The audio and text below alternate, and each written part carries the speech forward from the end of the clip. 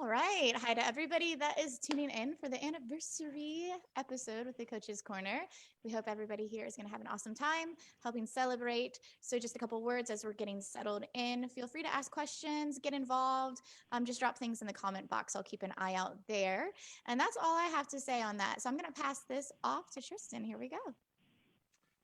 Welcome tonight, everybody. I'm very excited about this episode because it really is a milestone in this little project that we started a year ago to help people learn about coaching and teaching SCA fighting and fighting in general.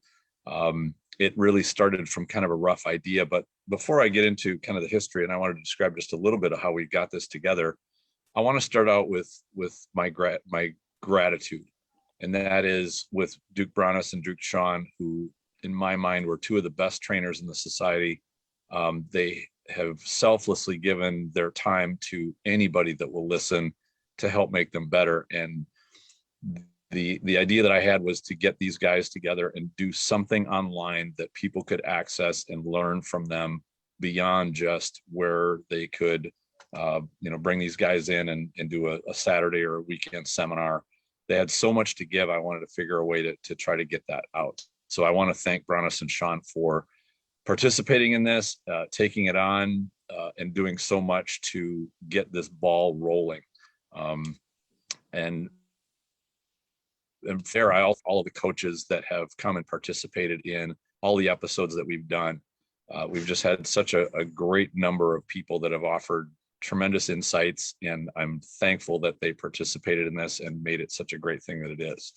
Of course, I would be remiss in thanking all of the listeners and the people that have supported the show and participated both in watching the show, writing in comments, questions, giving us feedback, participating in the Facebook group, sharing videos, asking questions. Like, this is the glue that holds us fighters together, whether we're mentoring, learning, coaching, teaching, helping.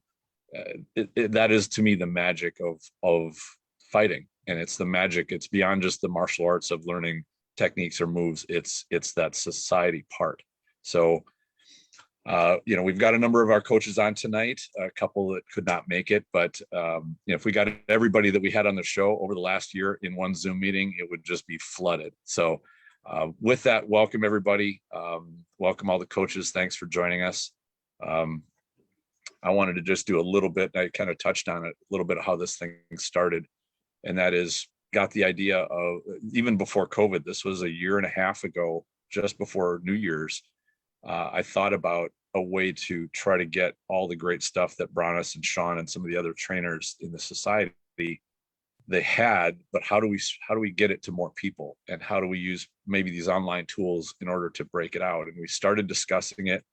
We're kind of putting it together, and then the COVID lockdowns thing happened, and it just seemed like an obvious next step to unleash what we had started already forming. And that's how we got started. And it was a year ago this month that we did our first episode, and it's grown beyond my in that year. And it's just a fantastic thing. So Brannos and Sean, I want to thank you to start out with, because without you two, I don't think this whole thing would have gotten started. Well, one of the big piece on that is I think we've done stuff over a number of years. I mean, we even way back when we were doing videos and things like that. Mm-hmm. But, I think the best part, both for me and Sean, is, we've got the chance to know each other at the first known World War Tan Symposium in Calontier. Mm-hmm. But it was nice to be able to actually kind of get together, and you pulled both of us together and to come and create this, because by ourselves, I don't think we would have done it. And, and it was fun just trying to hash things over. And then the next thing you know, we were like in full speed, because it was like, hey, this is all we got now, so we better do something, right? Yep. So, and who would know it would have ever ended up like this? I mean, I've been to tell you, I want to make sure everybody who's watching know that it just in the last month or two, it has just, me and Chuck and Tristan can't talk about it enough, how good everybody on the site has been, how supportive they are to each other. Mm-hmm. It's just, this is this is the community that we really, really wanted. And we've had so many other things happen in all these other communities, and this one has just been solid gold. I mean, a lot of times the coaches don't even have to say half the stuff. I look through. I love when people post stuff up in the corner, and all of these other people start commenting, and stuff comes out of that. We've pulled content out of that. We've pulled episodes out of that. I mean, really, our community is what's driving us now. And it's not, at first we sat down and we were like, hey, let's talk about a couple episodes we can do. And then next thing we have a page and a half of things we probably should cover.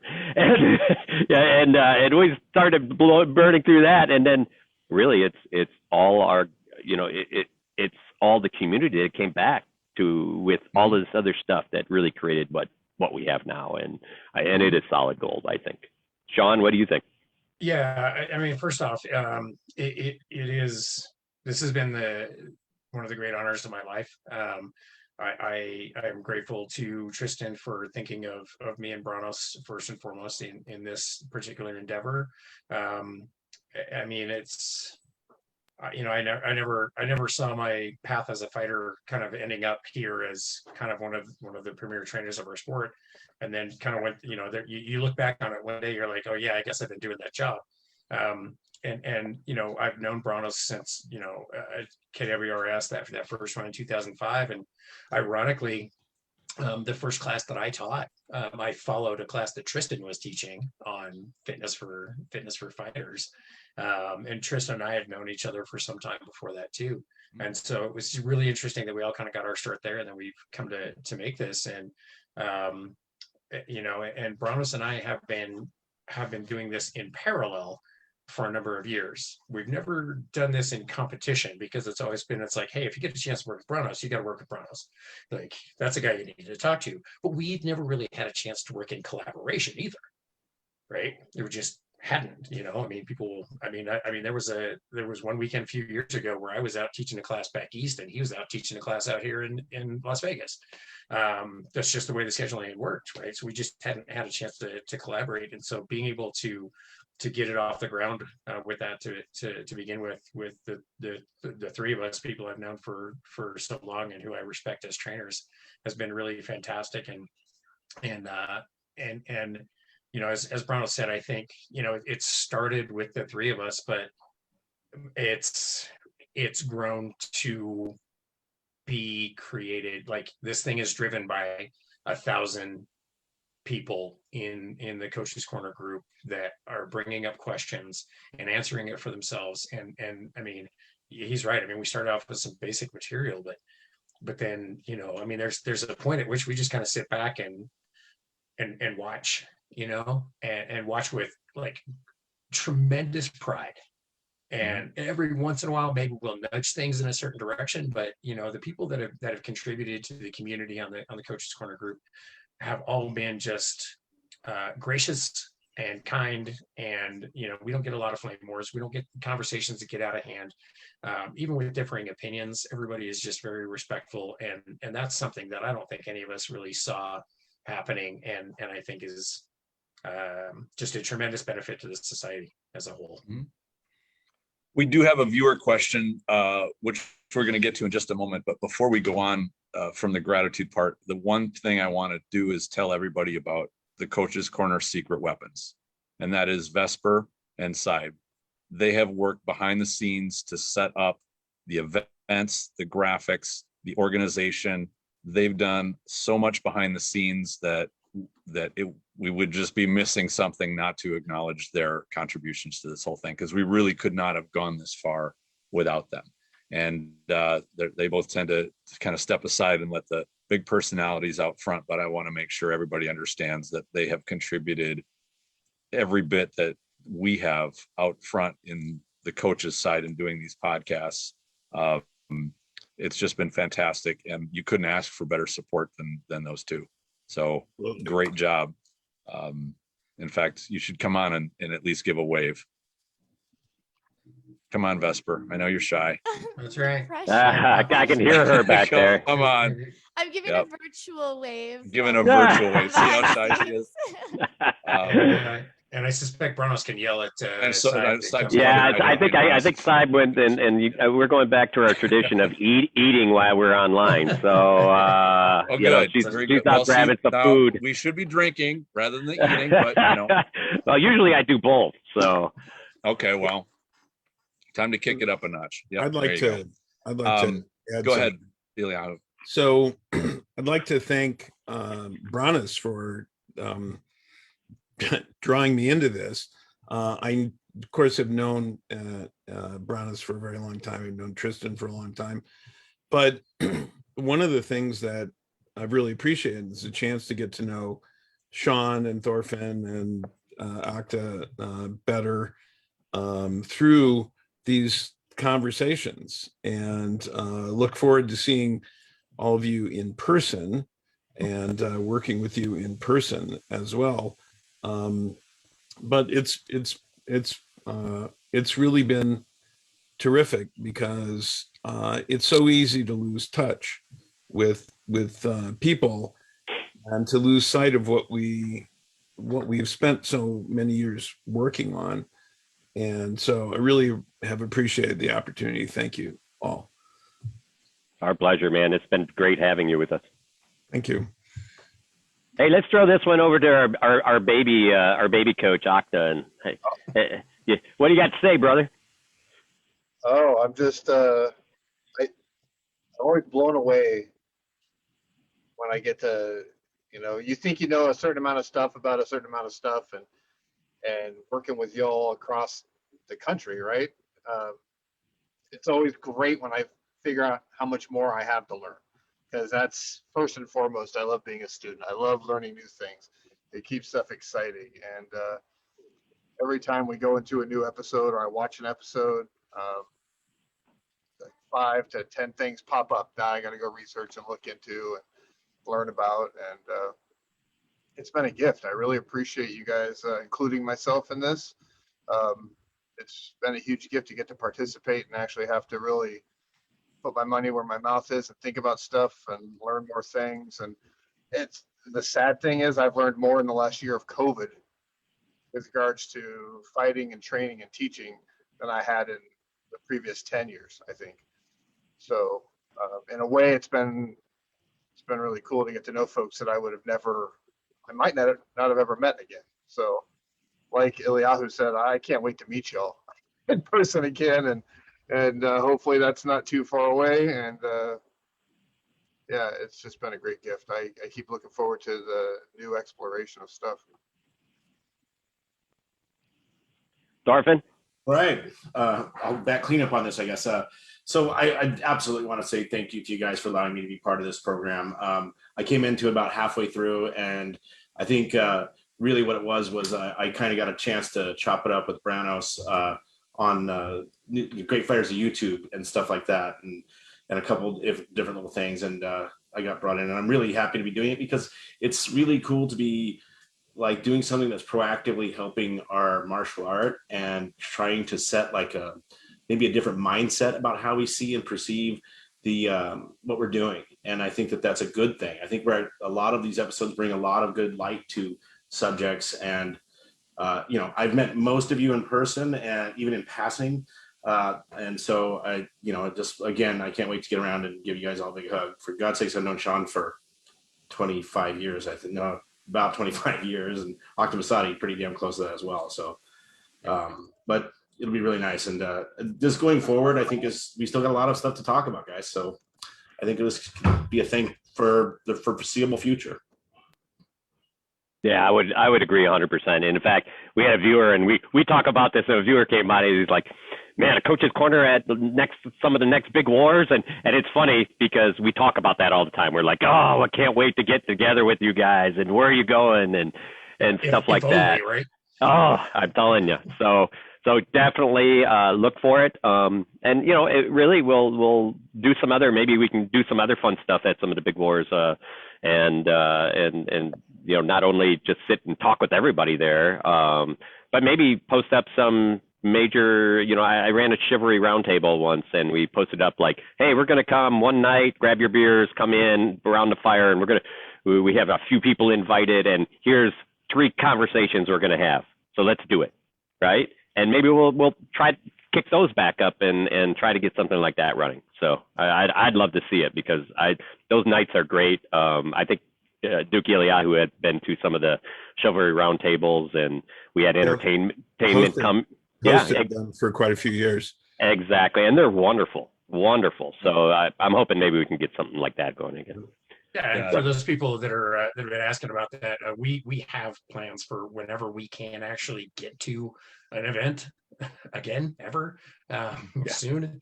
We are all kind of looking at what we can all get to together to be able to do an episode of Coaches Corner. This is going to be live from, I don't know, Australia or Gulf Wars, or maybe spring training at my house next year. Who knows? But yeah, we definitely have plans as soon as we can to get us all together and actually do a live from episode, which I think would just be just a hoot. Yeah, it would be fantastic. In fact, this kind of bridges us into the viewer question, the second viewer question. I'm going to get to the first one, but the way that we're talking about this, it makes sense to do this in kind of reverse order. And that is, I'm going to cover how much would you guys have loved to have first started fighting? I would have in my opinion, the internet 42 years ago. Yeah, that's right. Back when the Enigma machine was big. Right. Where I wound up seeking these conversations out that I found were so nourishing for my intellect and for my fighting was around fire pits, was in people's camps. I would hunt down people like Brannos and Sean and whoever I could talk to about what are their experiences of learning about fighting. How do they teach it? What do they do? I'd pick their brains. You had to go hunt this information out.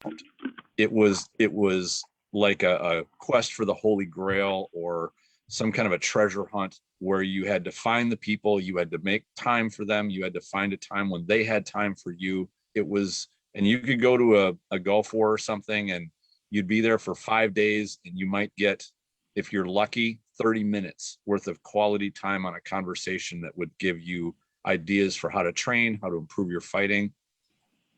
Something like this, where you can get a guaranteed hour and a half a week, it's almost like freebasing information that's focused on you learning. And it's so far beyond, exactly, Sean's over here tapping his arm. It's so far beyond the hunt and the quest to find that information and find the mentorship and find the suggestions that you need to grow.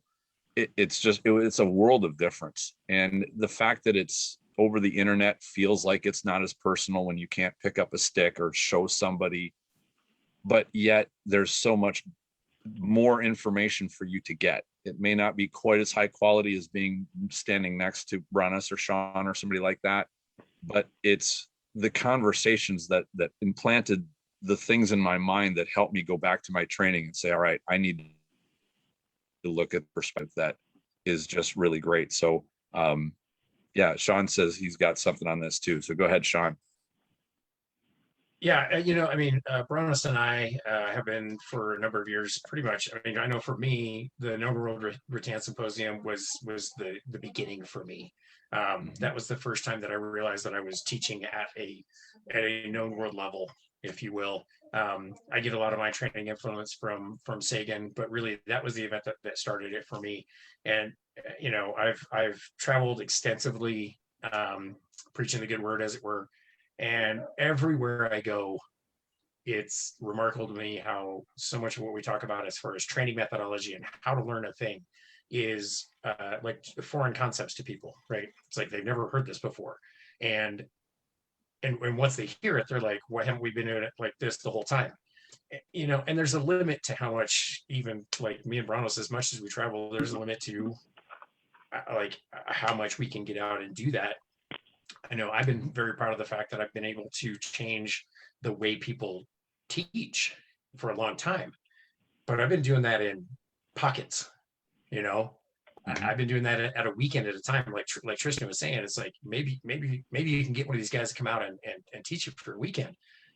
Well, now like we get to take this stuff that we've been talking about for 15 years, and we get to give it to places like Drachenwald and Lockhog that have very limited opportunity to this level of information. And now the information that we've been trying to spread for more than a decade is now at the touch of your fingertips. It's like right there. And so I think that has been a huge impact of this, that, again, another one of those things that I didn't foresee coming. It's like, sure, I'd like to talk about fighting. Who doesn't like to talk about fighting? But to have that kind of impact, and to be able to get what we've been talking about for so many years, just out there everywhere, and to have people have access to it now. There's no way that we could have put this out on this scale before this. Anyone else have a comment? Go ahead, Thorfin. Yeah, so the idea of after fighter practice, beer practice, where you go and you all sit together and talk about things, was a way where we had to learn. We didn't have access to something like this, and I think that that kind of what we are is like the known worlds after fighter practice, beer practice. Now you can come here and get a chance to sit and listen to someone that has 30 plus years of experience, and without ever leaving the comfort of your own living room, right? And which has got to be like you said. Boy, could you imagine of having this resource when we were kids? It would have been amazing. But I think that that's something that's really cool about this. And I although I do think that after practice, beer practice is super important to build community, to get that kind of a sense of group that we're all doing this together, and and having people that are in the leadership roles not being afraid to share their information. It's not secret treasures, And as long as we can break down the idea that you're not storing away this like a dragon hoarding treasure, and instead sharing it with everybody, I think that's awesome. So that's what what I think we should do. Hey, so we had somebody, and Tristan, I'm stealing your thunder here for a sec. We did have somebody just to jump in. I know that we were gonna jump in a little bit with some episodes that we all liked. And we're asked you guys to jump in with episodes you liked. And somebody Vim jumped in with the episode one of the early episodes we did with Al-Anon. If you remember those were, I'm going to tell you, those are some of my best episodes, because I just got the chance to talk to him. I miss him. I saw him the last event he was there in Meridies, and came up for Candlemas, and then he went out west, and I miss him a ton. And it was so nice just to hear him talk and see his face and really kind of pick his brain. It was, what the best part of that, I was so proud to see how he had, developed to be a trainer when really he left Meridies with, I kind of just do things my way. And then, next thing you know, he was in, Aidenveld, and he's learning how to be a trainer and how to interpret what he's doing and all of these things, which only makes the society better. And it was just a great episode. I really, really enjoyed the 2 episodes we did with him.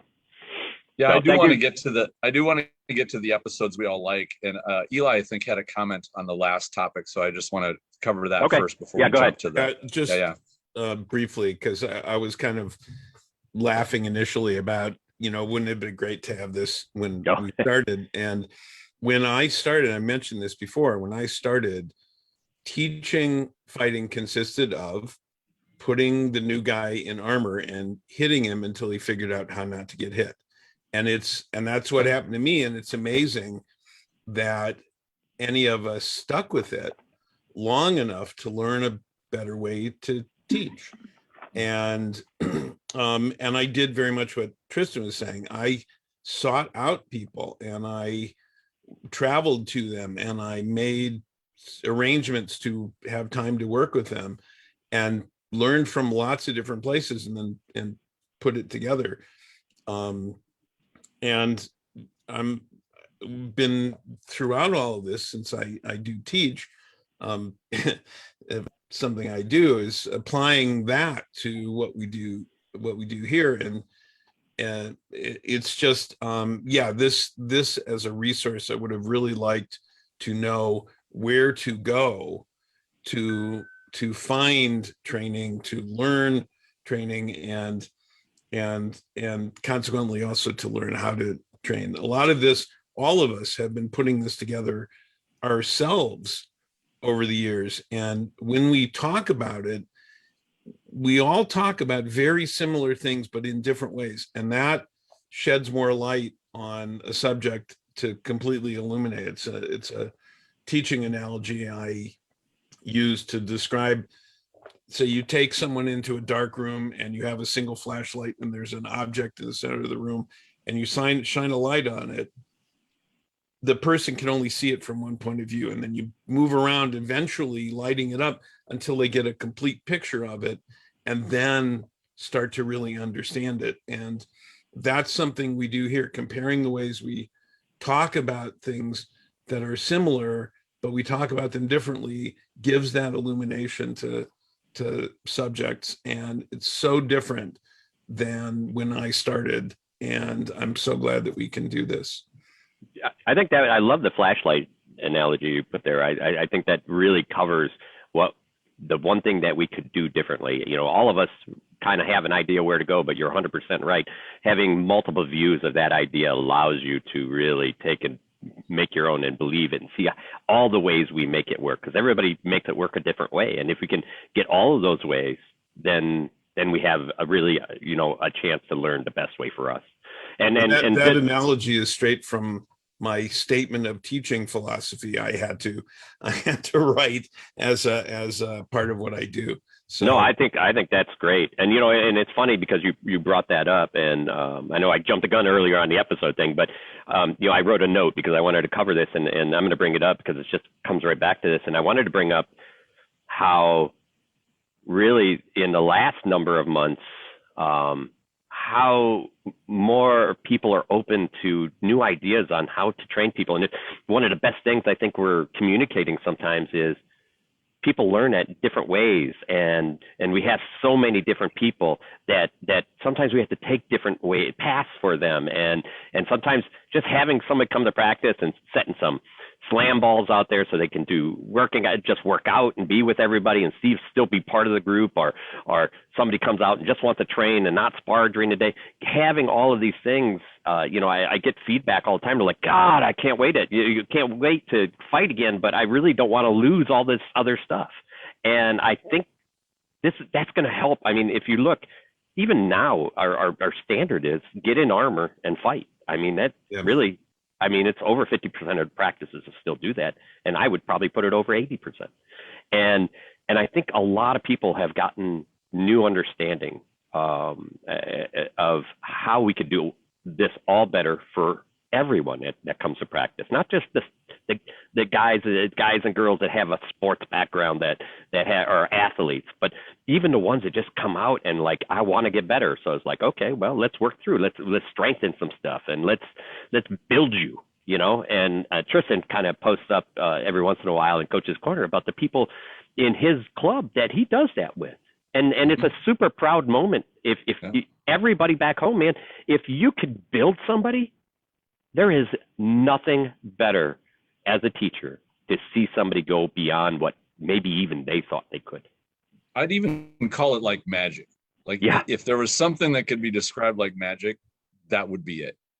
It really is beyond description. And I kind of wanted to wrap this up before we just get to the point of what our favorite episodes were. If anybody knows me, they know that I like to think big. And if anything, the Coaches Corner has become a way I think we can change the face of the SCA in terms of fighting by bringing the science and art of coaching into its own, to build that level of understanding where we can have people helping each other in an efficient way. It's fun, it's productive, it gets people what they would like, which is more skill and enjoying the activity more, and having a great time with that physical culture part. And I love the way Brannos describes this. It's not just getting in armor and hitting each other. It's building your body, building your mind, building your ability to engage, control your body. All these things, that physical culture side is so important. And it's, I think, something the SCA was missing. And so I'm glad to see how many forward steps we've taken towards getting that understanding built. And we have much more to do, but it's going so well. And so that's I guess my gratitude for how we're doing. All right, let's get back. I'd like to cover this question, the first one that we had, the viewer question. And this is one that we came up with for something to talk about tonight, which was, what is everyone's favorite content so far? And there's two questions. The second one is, and what would they like to see more of? Before we cover this from a coach's point, I want to say we coaches want to hear what you, the audience, thought were the best episodes. We create content, we put it out. It may feel from you, the audience side, like you're connecting with us, you're hearing our opinions, you're sitting around the fire, hearing talk. The thing about the coaches side is we don't hear as much from you. So we're imagining what you like to hear, but we don't know for sure. So that's why we love episodes that get the audience participation, the questions, the comments, the stuff on the Facebook page. That lets us kind of gauge whether we're off point for what you people are interested in. We try to do our best for things that we find interesting, but we want to hear from you. So that tonight's episode, we'd like to hear what you think are the best episodes and the best topics that we covered. Let's cover the two questions separately. Let's do the first one. What is the coach's favorite content? And I guess I'll start with myself, and that is, I kind of went back to the start because we listed off, and I'll just tell you a little bit of background. We started figuring out before we did the episode one, like what are a bunch of episodes we could do so we can get like a little log, and let's go through in order, like what we think are the most important ones, and then we'll kind of go through them and we'll pick the ones we think are going to be the most popular and resonate with the most people. And two of the ones that I really liked were things that I've talked about with many different students and people that were frustrated with their fighting and they wanted to learn. And those two were how to deal with plateaus. Like they've been learning and suddenly they feel like they're no longer improving. They're stuck. They don't know why they're stuck or where they're stuck or how to get unstuck, and they're frustrated. So I liked covering that topic. The second one was the series on the need for speed, because so many fighters think, I'm going to win if I just get faster. All I need is more and more speed, and I'm going to start winning fights. And they pursue speed like it's some kind of drug, like heroin or something. And one of the biggest things to impart on somebody like that is to have them realize timing overcomes raw speed. And every really great fighter that I've met has told me I had to give up that pursuit of just pure raw speed and go for good perception and good timing. So that's why those two episodes are my favorite. So you all guys. Octa, why don't we start with you? Excellent. What are some of your favorite episodes? I mean, it's kind of hard to just pick two, but one of the ones that I really enjoyed, because I think that I'm always about trying to get to the foundation of things and helping people figure out their best approach to learning stuff. And I really like the one we did with evaluating tools and for coaches and the self-analysis, where Sean had put together this really great grid, and Eliahu kind of put it together from a really great like looking at it like a professor, and then academic perspective.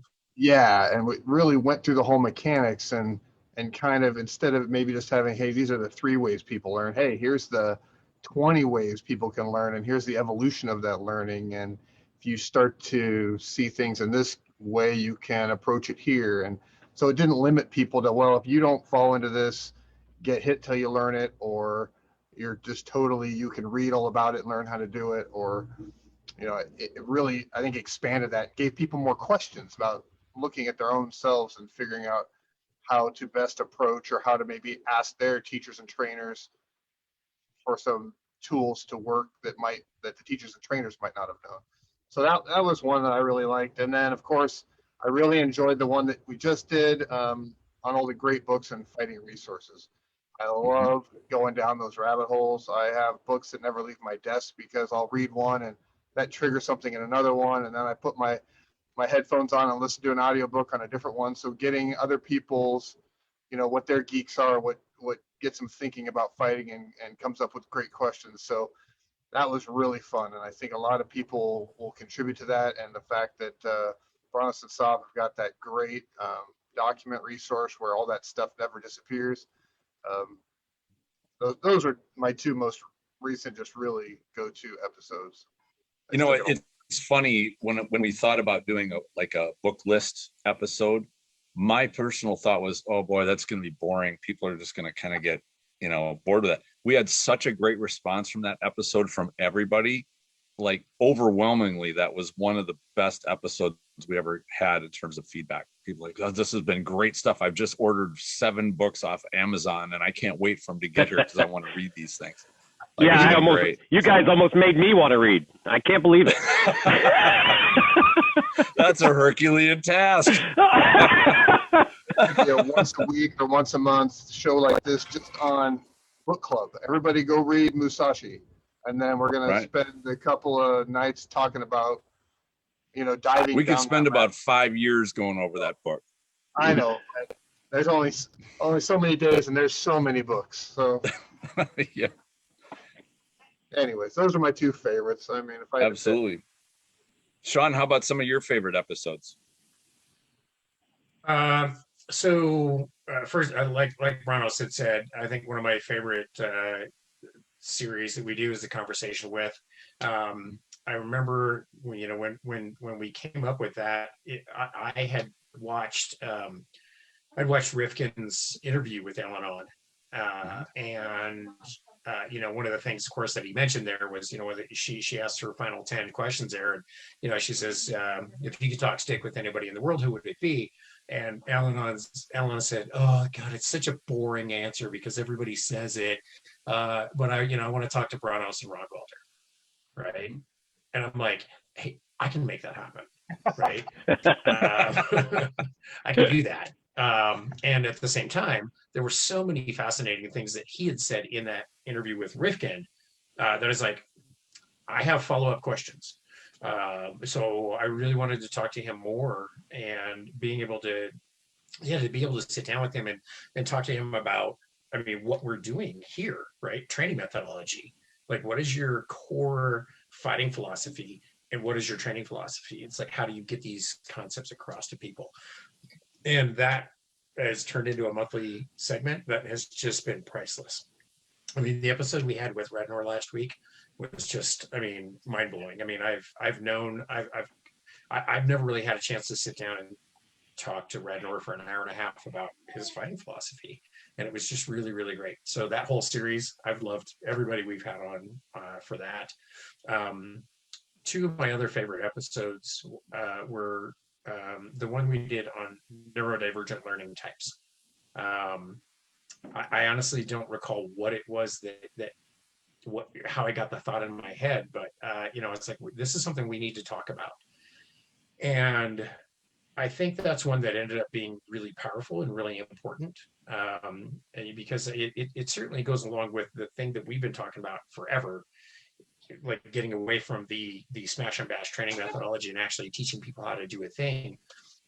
And I had talked to several people that I know to be autistic or ADHD or ADD or have some of these neurodivergent learning types. And one of the common threads they all had was, it turns out that learning methodologies that are convenient for the neurodivergent are also beneficial to the neurotypical as well.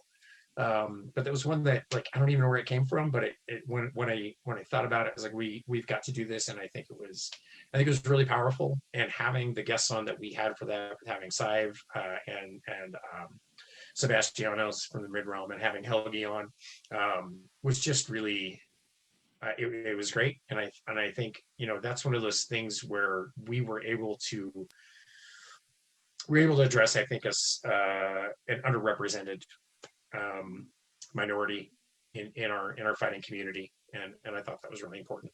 And then I think the other episode that we did was an episode that we didn't do, and that was our Thanksgiving episode where we had our ladies come on and take over the show, and so that people can understand how much we appreciate the people that support us letting my wife talk to Rebecca and talk to Ariana about what they go through to support us. We are making a tremendous difference in our sport at large. Did your wife enjoy doing the show? She did. She had a blast, and That's great. she's pretty shy to begin with, but she had a blast doing it. And to give them an opportunity to kind of show the face behind what we all do, because I know Brannos and Eli would agree with me that, like, I can't do this without my wife. I can't do this without her support. And so being able to let them take over the show was a lot of fun. I think they all had a blast, and it was just fun to just sit back and watch that one. Yeah, I think that 100%. What was really cool about that one was how engaged everyone got in that show. I was kind of wondering where it was going to go, and then a lot of people came back, and a lot of people that weren't fighters even came back and was like, "That was a great show. Thank you very much." And I'm like, "Ooh, victory!" and the ladies did a great job, and it's the least. They did us a favor by doing the episode, but I don't know about you guys, but I do a lot of Zoom stuff and a lot of training stuff, and I'm married to a saint, and I'm not quite sure why she puts up with me. So we're not sure either. So so I'll throw out a couple of ones I liked just to wrap those up. And guys, keep chatting in the board, because actually some of these chats have I love being involved in the chats on the page here. So, but I agree 100% with Sean. I really the interview series, I was wondering how those were going to go, and then it's just like hanging out with your buddy and talking stick. It's so cool. It's you could practically feel yourself on the side of the field after a couple fights, just talking about what was going on. And, really, that's what we love. That's what brought us here and keeps us here. And so that I thought we can do it without being interrupted by having to run to court or having to run to a feast. Bang. Yes, I agree, man. The free base. So I agree 100% with that one. And Chris Davis brought one to I'm just going to bring his up, because I have one more I had actually posted, and I'll bring that one up next, but for my third. But the mental side of training and motivation we did at the beginning of the year, and that was a great one. That really was a good episode. We had Sean and me and Tristan and Octa, and that really turned into the kind of the fundamental of what's kept our group around here together, and what brings people back. And I really enjoyed that conversation. Was so good. And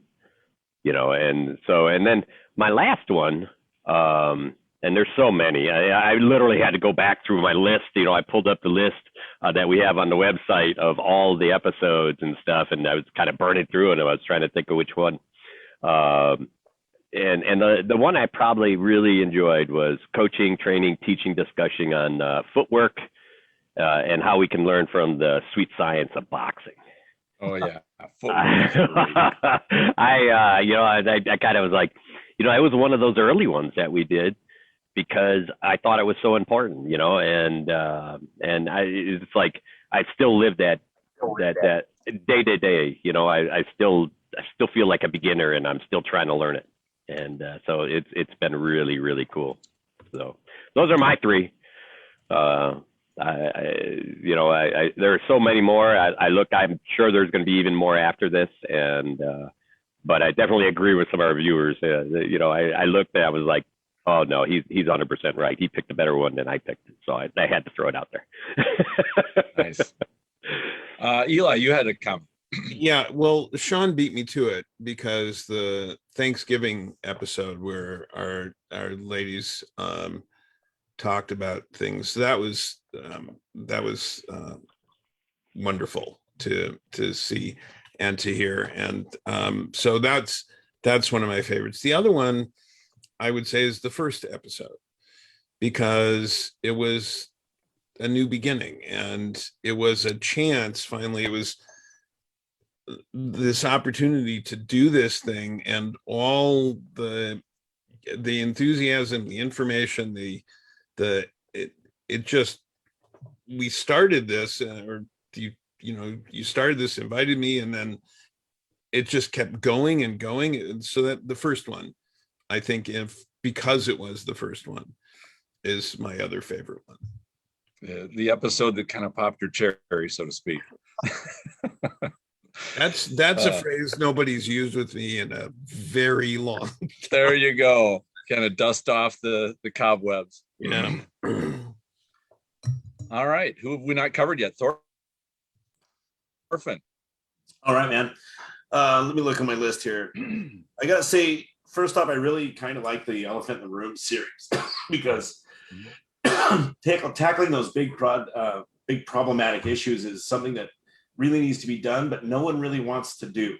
And so actually having like really thoughtful conversations about that, I thought was really a cool thing to first off watch and then later on be involved in. I was really, really interested in those. I'm a big fan of the book episode, of course.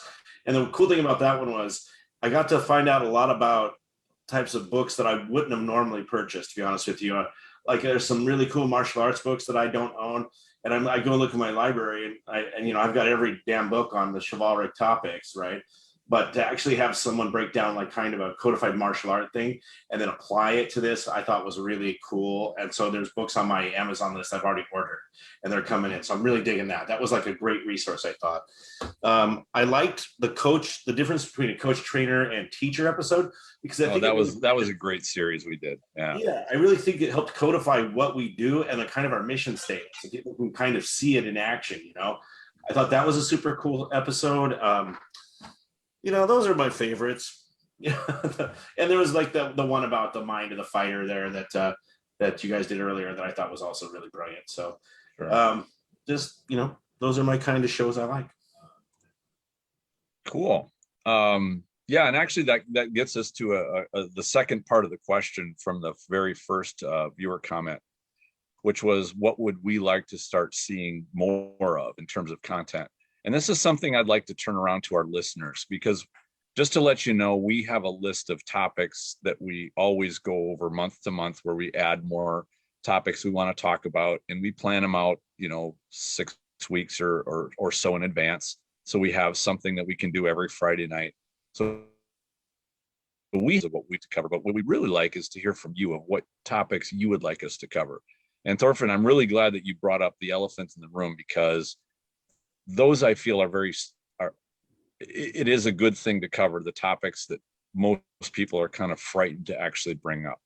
Everybody wants to hear about them. Everybody wants to sort of have them hammered out and to hear some good logic and reasoning, but nobody really wants to bring up the subject.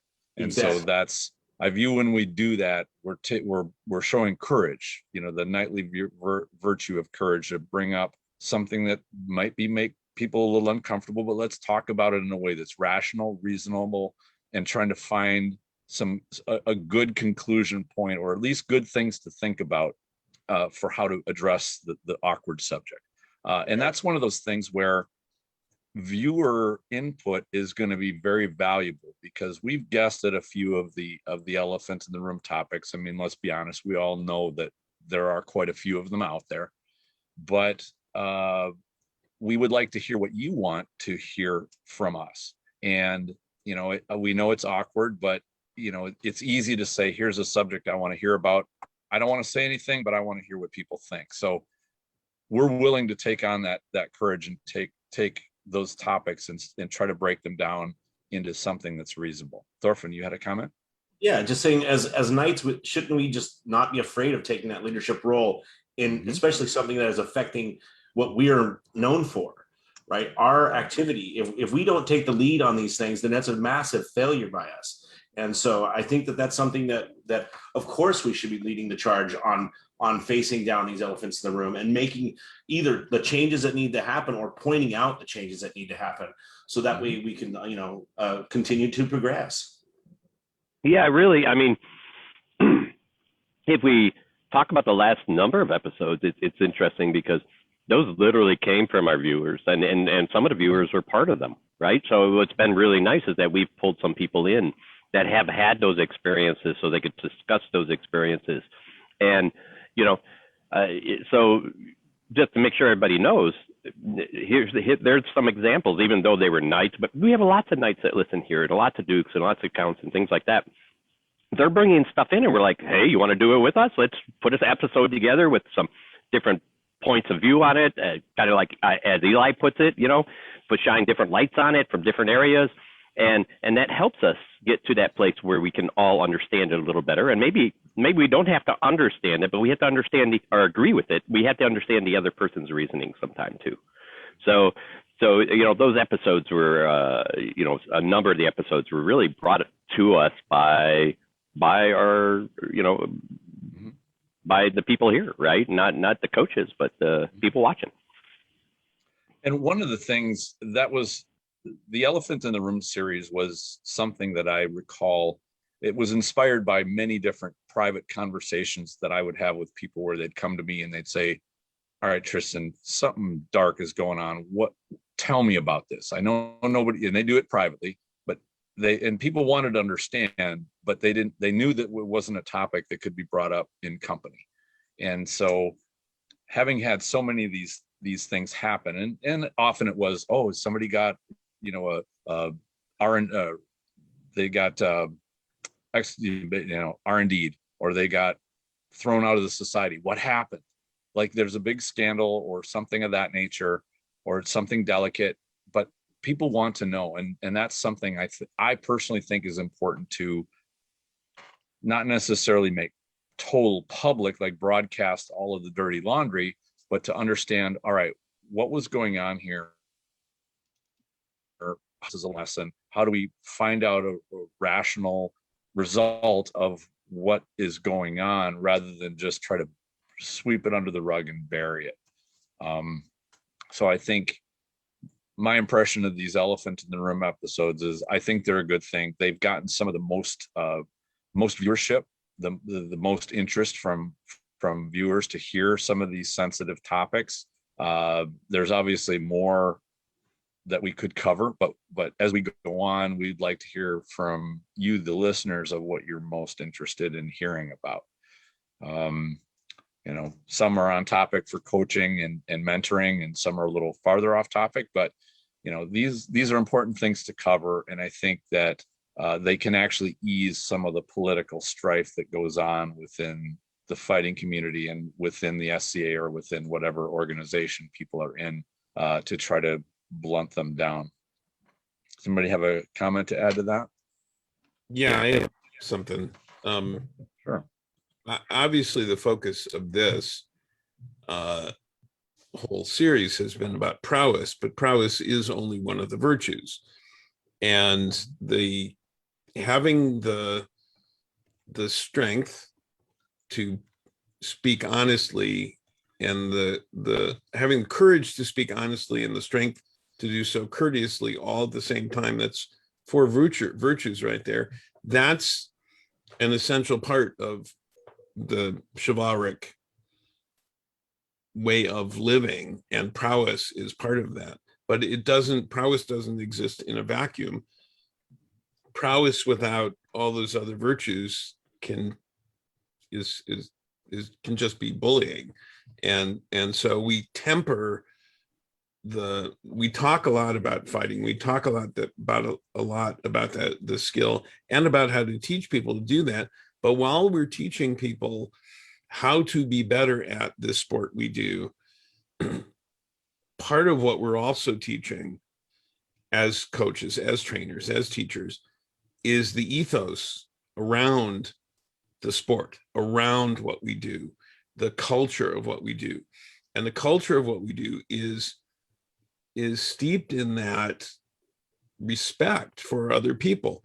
Even when on the list, even when we're fighting somebody, there's a mutual respect between people, or should be. There are times when, I know it's happened for me, I'm sure it's happened for all of you, when the only joy in the fight is in having it done. And there are other times, maybe winning, but there are other times when the joy is in the fight and that conversation, win or lose, it's a joyful experience. And to understand that, yeah, these elephant in the room episodes are important because of the context within which we're talking about coaching and teaching and training and fighting. And so, yeah, I think they're really important. And yeah, it's something that we shouldn't be afraid to do, but not everybody has the tools to talk about difficult issues in a productive way. There are, just as we talk about having the tools to fight and to teach people to fight, there are tools that have to be learned to have conversations about difficult subjects. And maybe that's a topic for a future episode, since we've done a lot of elephant in the room episodes, how to talk about the elephant in the room, how to talk about difficult subjects. So I think maybe that's something we could cover. Yeah, and I'm gonna ask anybody else if they have comments, but before I do, Vespers just told me that we have people that are suggesting topics. We aren't going to discuss those topics tonight, but certainly put them in the chat. We will log them down. We will add them to our agenda list for things to cover. So we are definitely listening, and we love hearing everything that you, the audience, has to say. We definitely take it to heart, and we'll do everything in our power to get the things that you want to hear on these episodes. Does anybody have anything else to cover on the elephant in the room topics? No? All right, we did have another viewer question. I thought this was a good one. And the question was, as things open back up, will there be time for this to continue? And my thought is definitely yes. I think, and I'll try to speak for the other coaches. I'll let them speak for themselves, of course. But, in my heart, I feel like this is a tremendously valuable thing that we've developed. And we didn't do it just as a stopgap measure because we couldn't get to events and we couldn't get together. And I think all of us I certainly have seen a tremendous value of building a library of these episodes that we've produced. We've put together a full library and constantly growing of things you can do to develop technique. And there's links in the Coaches Corner that you can go to watch these videos. They're categorized, so you can search for, I want to learn more about greatsword, I want to learn about two weapon, I want to learn about footwork. This is such a huge, even after a year, it's a big, massive content for somebody to go through. I almost pity somebody who finds it like today and says, oh, I want to go through all this stuff. They've got a lot of content to go through. It's somewhat intimidating, but I think we're not only proud of what we put together, but to have this being an ongoing, there's much more to say. We have not even really scratched the surface of all the mentoring that goes into teaching somebody everything there is to know about being the best they can be in terms of being a fighter. Like, that takes mentorship.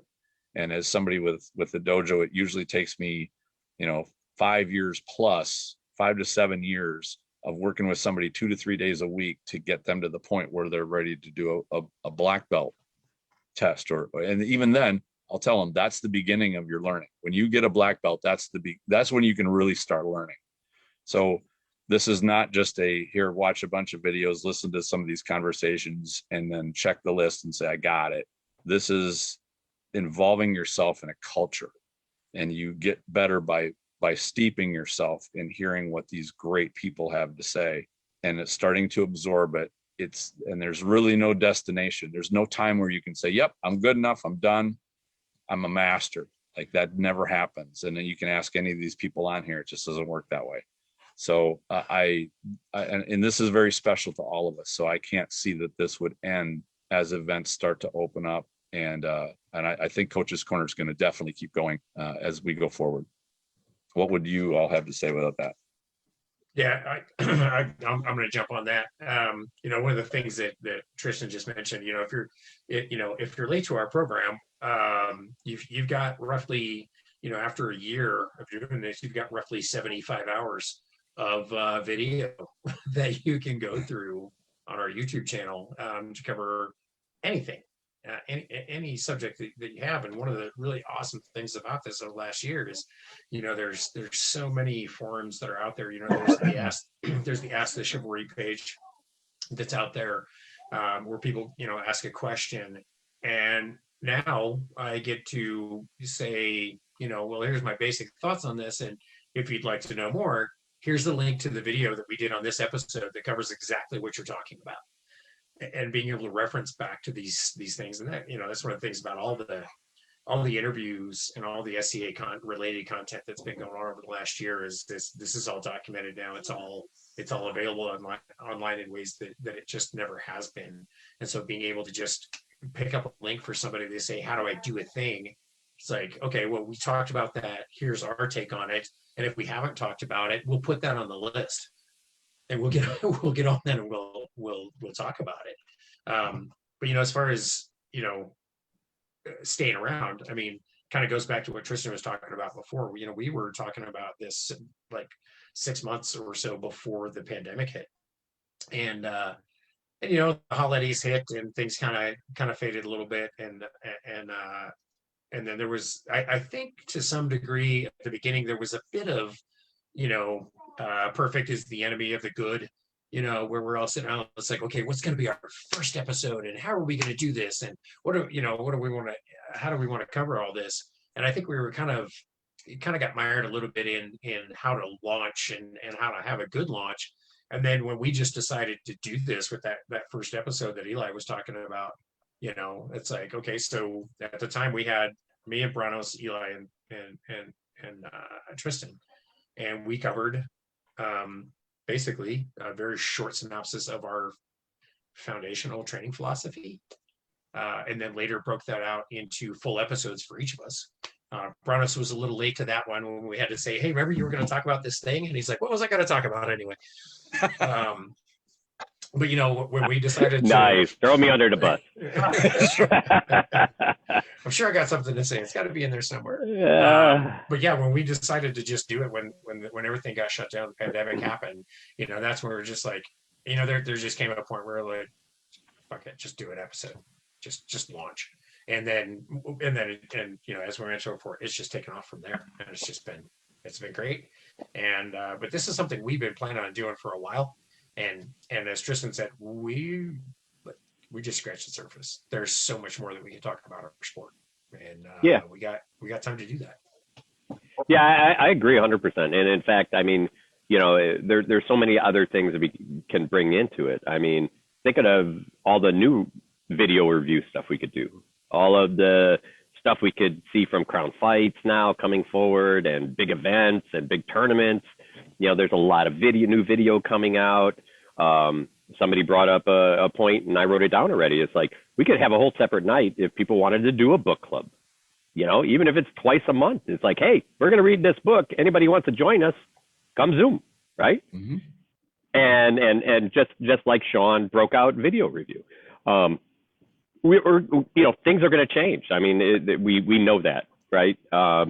And the trick is to be able to change and still offer the thing we really want to do, and that is help people learn to be better teachers and coaches and fighters, and help them, even the brand new people, because we have a lot of them who are watching this.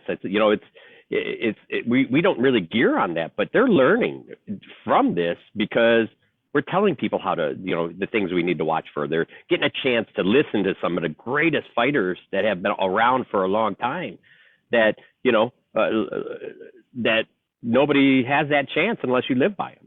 And so, I think we're creating so much good content for people to get educated, and that by just dropping it and going, I think we would be doing the society an injustice. Word. I think 100%.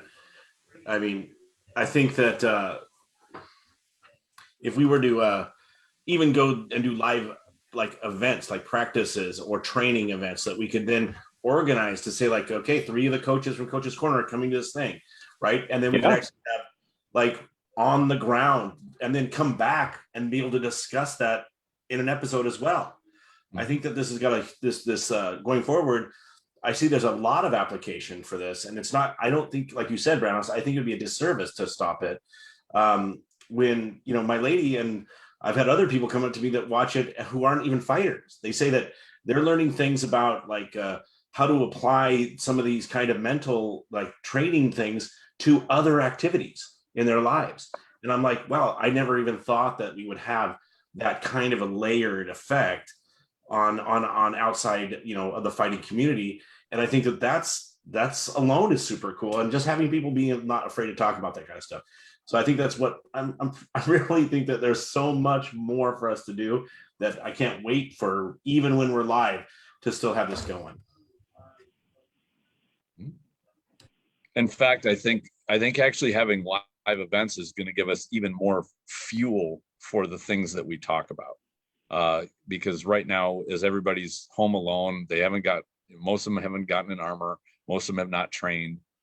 I think as people start going to events, they're going to go, okay, and I can see even covering, all right, I've just done my first tournament and I found out how rusty I was. We could probably do a whole episode on that topic right there. Like, how do I get back what I had a year and a half ago? And now I didn't even think I lost, but I did. Or, you know, topics like that. I think there's always opportunity for more discussion. Well, and from our historical episodes, as people are going through them, I'm hoping that people will have more questions as they get to start applying things and say, okay, so you talked about this in this episode, and I finally got that chance to go out and try it. And these are the things that I'm running into. So then we get some practical feedback, and then you go down the rabbit hole and maybe narrow in on certain subjects out of an episode and make those larger episodes. So the chance to evolve former episodes, I think, is really huge. You know, pretty soon here, there's going to be Crown Tourney happening again. And we can do some video review on that. Well, and actually, Sean, you know, another one, I just wrote it down because I'm writing ideas because you guys are just killing me here with ideas. I wrote down, it's like the only way we can. Yeah. So, I mean, nice. You know, one thing we could do is reach out to some of these crown winners like the week after and say, hey, come on. Even if it's 2 or 3 of them, who cares? If stuff that, it's like, get them while they're fresh so they can tell us the crown experience and how they felt. Mm-hmm. I think that would be a great episode. You know, that brings us into a viewer question. And this one was a little bit maybe obscure, but they admitted it was kind of, I guess, maybe a little bit esoteric, and said, I want you guys to fight and tell us what you think. Tell you what each other thinking or what you should have been thinking. And that to me is the sentence is a little bit cryptic, but like, describe as you're fighting what was going through your head. That's kind of how I read that. And I can see from you watch a crown fight and you would love to hear what that fighter, what's going through their head and what they're thinking at that moment. Like, and that's where I see an opportunity for, you know, or a champion fight from Penzik, or, you know, something of that nature where it's a high intensity, I want to win this fight. And I think Rongvalder is described of the video from his fight at a Penzik Champions, where he was describing how he was watching and studying his opponent and studying the movement and things like that. I think topics like that would be fascinating. And it really hinges on us being able to get back to having those high intensity fights, whether it's a crown or champions list or something of that nature, in order to have the material to go from.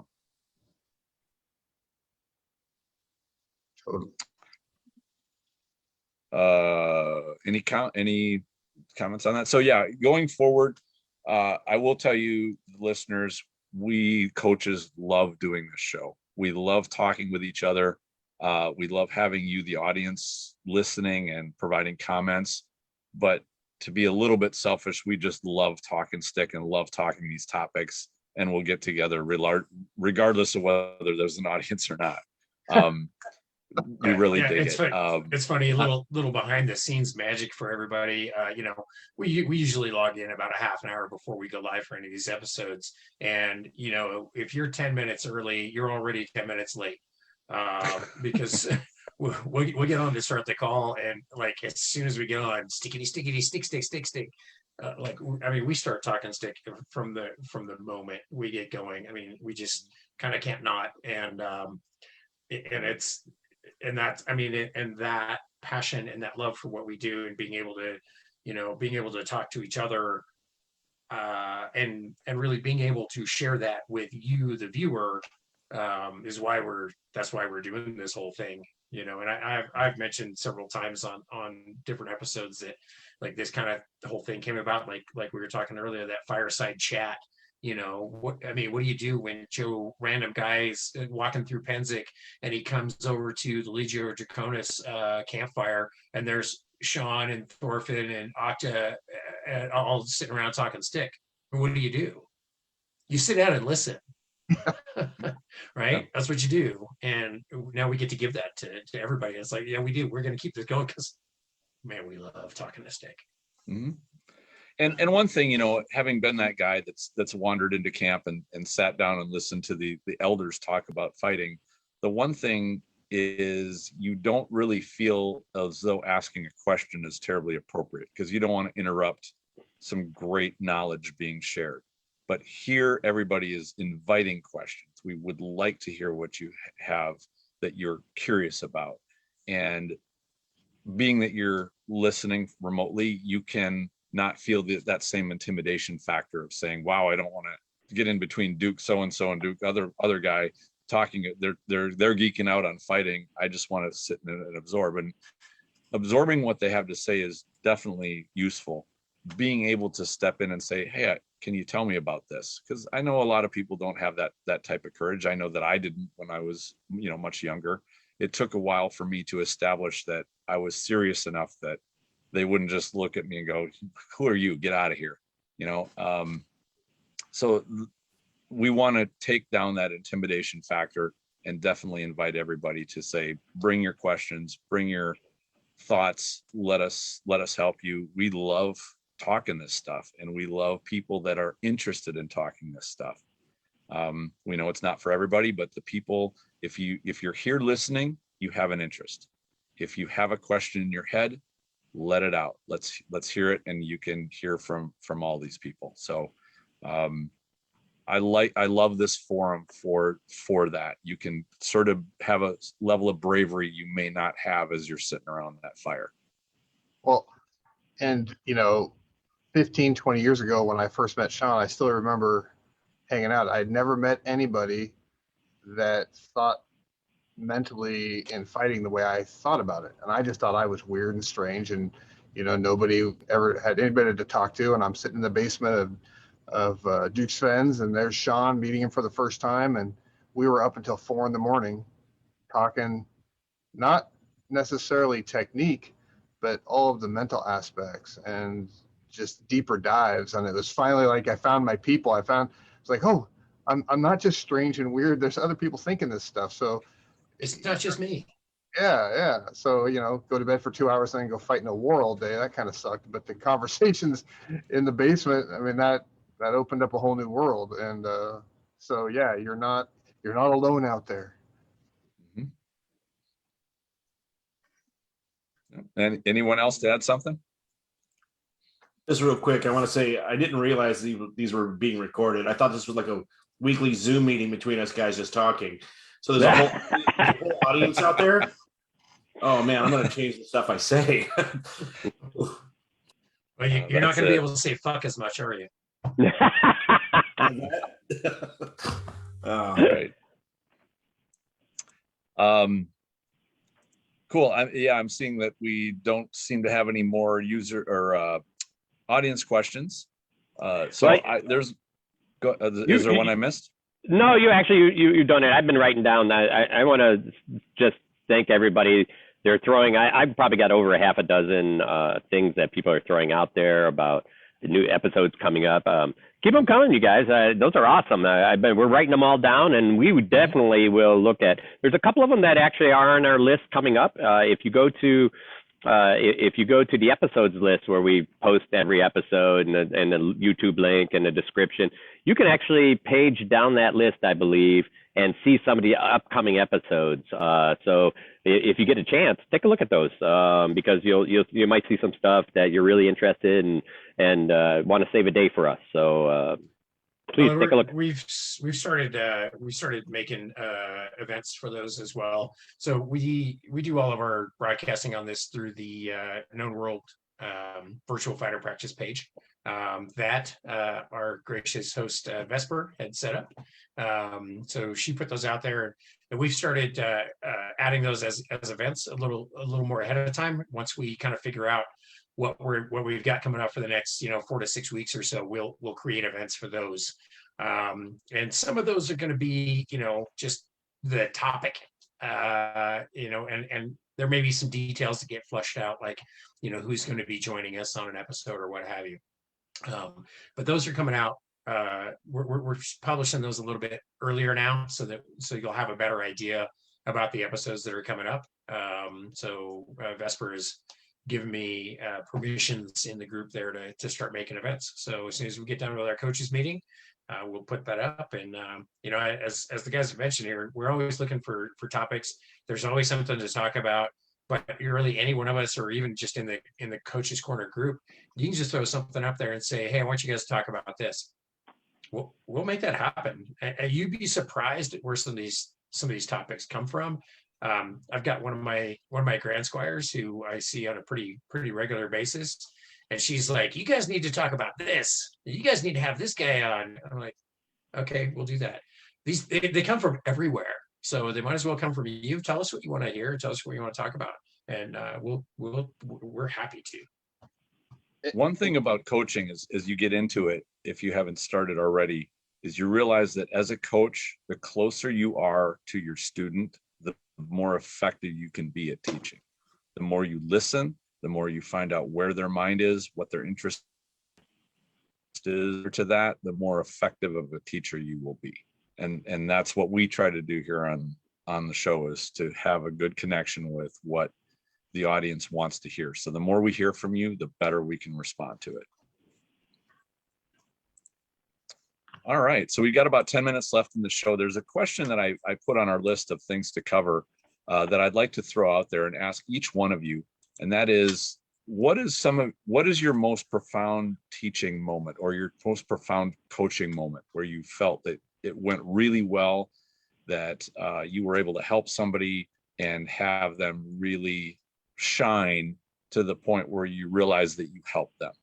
And to kind of kick this off, I'll go back to one that I remember many years ago. And we had in North Shield, we had a Duke that moved into North Shield, and he was tremendously experienced. And we went to this little tournament, and I had one of my housemates that drew him in I think the second or third round. And I watched this Duke do this same thing to every single person in the tournament. And what he would do is he would square off to them, and as they would approach, he would exhale and just relax his whole body. Like he wasn't even getting ready or arming up. He'd just kind of drop. They would mirror him and drop their guard, and then he'd throw this fast snap right to the head. And I mean, he killed at least a dozen people with this thing. And my housemate, who wasn't even a squire, he had fast hands, but he was, I think he only authorized about 1.5 years for 2 years at this time. And he's like, "Oh my God, what am I going to do? Like, he's a Duke. He's amazing. Like, what can I do this?" And I said, "You've got fast hands. Watch when he starts to relax and count about a half a beat, and then send the fastest shot you can right to his head. Because his shield is dropping, and he doesn't think you're going to do anything." And he's like, "Are you kidding? Really?" I said, "Yep, trust me. Just go do that, and you'll be fine." And sure enough, this Duke went out and he did the same thing. As he relaxed his guard, and just snap came off, killed him right away. And my housemate came back. He's like, "Wow, that was amazing." Like, well, I saw something you probably weren't seeing, and I shared that with you, and you had all the tools to make it work. But that's what made the success. And he was just beaming, like, I thought I was going to get mauled, because he's just so great. He's so incredible. And from a coaching point, that's kind of like being what I would call a corner coach, where you didn't necessarily spend a lot of time training somebody for months in advance of a tournament, but you suddenly have somebody call you and say, I want to fight well today. Can you give me some pointers of what to do? And, he enjoyed that success and was able to take out somebody much more experienced from just a little bit of advice. So that's one of the more memorable things that I remember covering. Does anybody else have something they want to jump in with? Thorfin. Okay, so I've been very lucky to have myself involved with people training and then winning large tournaments and things like that. And that's great. But the one I remember most is like that magical moment that you talked about was I was working with a squire named Gunvald, and he was, athletically gifted, but he just wasn't excelling in fighting, right? And then there was a period of time where I had Wednesday mornings off, and he had Wednesday mornings off, and he said, hey, can we do a just me and you practice? And I said, sure. And so we started working on things, and we were actually training, like not just fighting. Like it wasn't going to fighter practice like Eliahu said earlier, where you just put on armor and hit each other, like in the old days. We actually were working on stuff. And I remember there was one particular fight where all of the things that we'd been working on with his fight gelled. He took control of the fight away from me. He controlled it the whole time, and he won the fight.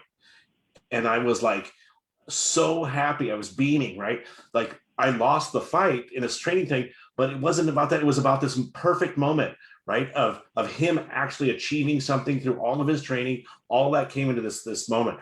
And we talk about these perfect fights, right? Where it doesn't matter win or lose, because at the end of it, you're just so happy. It was one of those moments. And I think that was my training moment, where I realized that a lot of the things that I was teaching people or working on to be able to teach people all kind of gelled and codified for me. And so I got to like really help this guy. And that was that moment. It was like, I got to have that sweet magical moment that you talked about. That's a great story. Octa, do you have one? Yeah, mine's more of kind of a continual thing. I don't know that I have one just epic moment, but I always work with the people that I'm training and teaching, and my whole goal is to get them to feel that fight, to have that 10, 15 seconds in a tournament where everything melts away, and it's just they get to feel what's going on. And you kind of see them sort of transcend their nervousness or their apprehension or thinking through a technique, and it just flows. I had a really young student. He wasn't even fully a heavy fighter yet. He was still doing the youth combat, and his first ever fight with kids outside of our area. And we had worked on a lot of body mechanics, and this kid had been fighting for a long time, and he just kept pasting him in the side of the head. And he came back to me and we talked, and I told him just to relax and pay attention. And the very next fight, the flat snap comes and he slides in and under it, and then manages to hit this kid in the side of the head. And he had lost probably 15 fights that day, but that one fight, it all clicked all of a sudden, and all of that movement work and mechanics. So, finally felt what he was doing instead of just throwing a snap, moving my feet, throwing a snap. So that's for me, when people start to gel their kind of the movement and their mind together, and you can start to see that evolution. That's when I start to get really excited and happy for them. Like a light bulb moment when you see it go on. Well, I always, you can hit somebody, you can win 100 fights, but when you feel that, when you feel how you're doing that, then you can recreate it on purpose. And when you get into that deliberate, purposeful mechanic where you sort of know it's happening, but it just happens, I don't know, getting a little esoteric. That's that tingly feeling that makes it all worth it. Yes, indeed. Anyone else? But I'd like to take the last one. So if anybody else has anything, go ahead. Well, I just wanted to add that I'd been authorized a short time, so many years ago, and my knight, Sir Galen, may his memory be a blessing, I was about to go out into a tournament. This is my first win in a tournament. I remember this. And he said, and he saw my opponent, and everybody thought I was going to lose because he was very experienced. My opponent was a big, aggressive fighter. And Galen took me aside before the fight. He said, as soon as there's a lay on, he's going to charge. You're going to take 2 steps back, take 1 step to the right, and drop your shoulder and hook a shot under his shield. I said, yes, sir. So they said, lay on. He charged. I took 2 steps back, 1 to the right, hooked a shot under his shield, and won my first fight. And that, for me, was my light bulb moment when I realized that thinking and analyzing and understanding and technique was really, you could win doing that. You could excel doing that. And that was the start, in a lot of ways, the start of a path that I'm still on. And I've been able to do that for some other people, where I taught them to see, or help them to learn to see. And I've had some moments like that where I said, here, you see this person, here's what they're going to do. Here's what this other person's going to do. Here's what you should do in this situation. So I do that as often as I can. It's great to see. It's always great to see the light going. Nice. So yeah, for me, having done this for a while now, one of the things that always kind of amuses me is, when I'm teaching somebody something, and I get that response where they say, "Oh, well, that's a lot easier than what I've been doing." Like, okay, well, let's do this thing that's a lot less work then, right? So let's make this easier than it has been, because it's already complicated enough. Let's simplify things, right? But I think for me, along these lines, I've been very blessed in our sport to have a tremendous amount of success. And now the thing that gives me the greatest thrill is being able to help others achieve the success that I've had. And getting that text or that email, from somebody that says, "Hey, I was able to win that tournament. Yeah, absolutely. Thanks for your help." I mean, helping other people achieve what I have been able to realize is way more powerful than any success I can have on my own.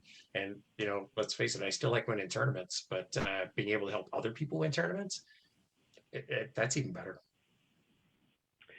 So I'm going to wrap it up and say, it's I found that I like teaching from the very, very early days. I also had to take a teaching role in the early days, but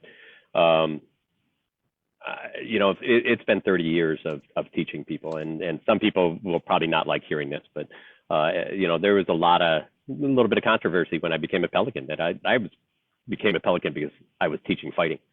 And everyone's like, well, that's what everybody does in fighting. And it's like, there's doing it, and then there's excelling in it and making a career of it. And I think that is no different than an artist teaching another artist how to do something, and becoming a Pelican because they taught a ton of them. Now I do a lot of other things in the kingdom. So, if that's what it was for or not for, it doesn't matter so much. But my whole life's been just really, truly enjoying helping somebody learn, and to pull that one out for me. And this is why I wanted everybody else to talk first. I have such a hard time doing it. Maybe it's because I got hit in the head a lot over all those years, which absolutely could be. Don't do it like I did. But it's, I have a Sunday practice that is everybody's, and it is truly amazing.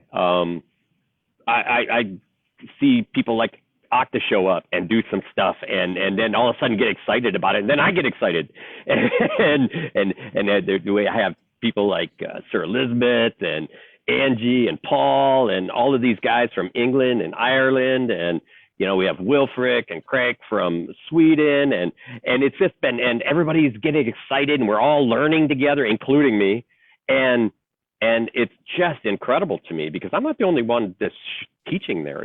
Everybody kind of pitches in and helps each other, and that's that piece that I've really, you know, I think a lot of people are forgetting about, and that they really enjoyed a year and a half ago when they could do it. You know, to pull the one, I mean, I've been lucky enough to have a lot of people just, you know, like Sean said, it's like ping me and they're like, hey, I won crown. Thank you. Couldn't have done it without you. You know, it's stuff like that. And it's, you know, it's amazing to have those come through, because you feel like you just touched somebody and they ran with it and became incredible. The thing probably that sticks with me the most, though, is seeing another teacher explain something better than I do now. That is the best moment. I mean, I'll start and this person jumps in. I'm like, I'm going to listen. And I'm like, son of a bitch, it's the same thing I was going to say. He even used some of my stuff and he did it better. Hey, Brannos, I'm going to have to jump in there. Several years ago at Great Western War, I was standing out there doing my teaching thing, and then Timmer, one of my former squires, shows up and he starts teaching this guy this thing. And right in the middle of what he was saying, I was just standing there just watching his work. He turned to me and he looked at me and he goes, I kind of hate you right now. I'm like, I'm just watching you go, man. Same thing. Watching one of my students become a teacher and watching them give the same lessons that I give in their own voice with their own ownership was like, yeah, you can hate me all you want because you're doing the job. Yeah, it is that, I think, probably my favorite moments. And then it actually just happened last Sunday where Sir Louis, and it's funny because me and Roundwalder, you know, everyone's like, oh, don't, you know, Roundwalder and Brannos are there. It's like they got it covered. And it's like, I was talking to Roundwalder and they were going through some stuff, and Roundwalder is actually just coming over to talk about the thing we did, even in the same way of driving a car type of deal. And Sir Louis grabbed it and explained it better than what we were both talking about it. And I'm like, wow, that was perfect. So those are, you know, I guess those are the moments. And I would go out to say to everybody, try to make those moments. Try to make those moments for everybody. Even if you can find somebody that comes to practice and they don't think they can do it, help them believe by helping them build themselves to that place. If that's like, hey, just come to practice, we'll run through some blows, and then you can, you know, you can do some push-ups, and we can do some push-ups together, or, you know, we can build a little bit of strength. So every week we do a little bit more, and just give them little pieces to grab onto, because what's going to happen is that's, you know, they're looking for camaraderie. And then the next thing you know, you have a student like Tristan has, who's like, they did everything perfect. And I can't be more proud of that person. And you just well in it. And it's like the best feeling you could ever have. Mm-hmm. So everyone out there was amazing. Yeah. And everyone out there, you all have that opportunity to do that. Make somebody's day, and we will be a better society. Mm-hmm. Absolutely. Job in the world. Somebody else's magic. Yeah. That is, and it really, being a coach is investing in other people. You know, when we come into this, we want to invest in our own. Initially, we want to invest in our own skill. We pursue our prowess on an individual level. We're self-focused. The sooner you shift that focus to also help others, you want to advance your own skills, but you want to help others as well. You grow even more than you would if you were just focused entirely on your own abilities. And that's why one of the reasons that this show is so special, because we are doing that right now with all of you, the listeners. Eli, you have so a question statement? A lot of the people have heard the saying, I hear and I forget, I see and I remember, I do and I understand. That's very, very widely known. But I think there's a fourth step. I teach and I start to master the subject. And I think that if you really want to learn something, teach it, because there's nothing that will focus your own understanding and attention to understanding as directly as trying to teach it to someone else. So I think that's one of the things we're talking about in this whole thing, not just about how to learn to fight, but how to learn to teach, how to learn to coach. And so try it. Everybody should try doing it. And if you don't know how to do something, then ask. And, there are people to help you become a better teacher. And by being a better teacher, you will also be a better student of the art. So. Very well said. And for those, especially the person that asked, but for everybody, this has been a great year. We're celebrating the 12-month anniversary of our starting this whole thing. I assure you, we've just gotten started. We will still be here for you. This is going to keep going. We're very excited to how far we've come. We never envisioned it growing to the point that it has. I think we've got 1,000 plus people on the Facebook group right now. And really the number doesn't matter. It's the quality of people and the quality of the dialogue that's going on that is really impressive. We love that to death. We're very excited to have so many people that we can help. That people are taking an active role in wanting to learn more. We've got way more episodes coming. We want to hear all of the great comments that you people have been posting about topics you're interested in. So keep them coming. If you're watching this on a recorded show, please put it in there anyway. The more that we have in, the more we have to work with. So it's always great.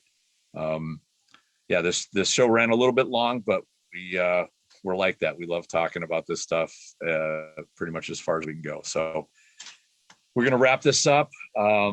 Thank you, everyone. Once again, this has been a tremendous year. We could not have imagined where we are now a year ago, not even close. So thanks to all the coaches.